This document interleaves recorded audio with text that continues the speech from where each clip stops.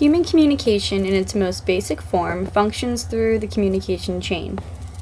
Of course, human communication involves the interaction between two people, whether it is face-to-face or through secondary devices such as a telephone or a video chat. To make this easier to understand, we will call the person speaking the sender and the person listening the receiver.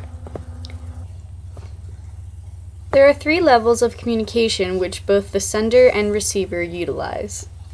To begin conversation, the sender must first use his brain to think of the actual words and semantic meaning of these words to create sentences.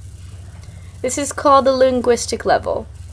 Next, the brain must then send signals to the specific muscles that move articulators, such as lips, teeth, tongue, and vocal muscles, to form the sounds that these semantic sentences require to become a recognizable language to the receiver.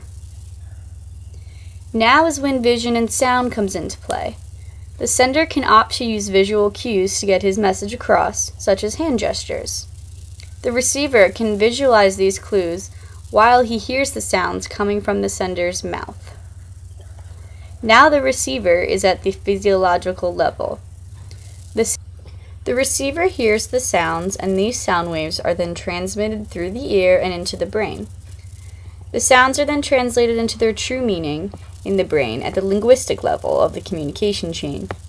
Now the receiver can choose to speak back to the sender, and the communication chain repeats itself.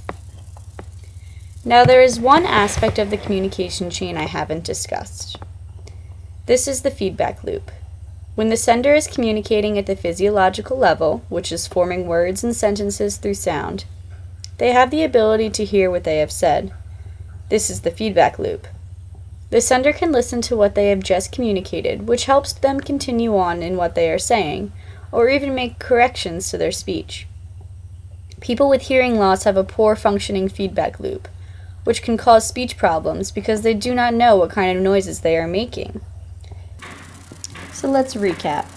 The sender starts at the linguistic level, thinks of what they want to say, then makes the sounds at the physiological level. Then the receiver, at the acoustical or optical level, hears and sees what's going on, processes the sound waves through the physiological level, and then understands and interprets the meaning at the linguistic level in the brain. And that's how we communicate.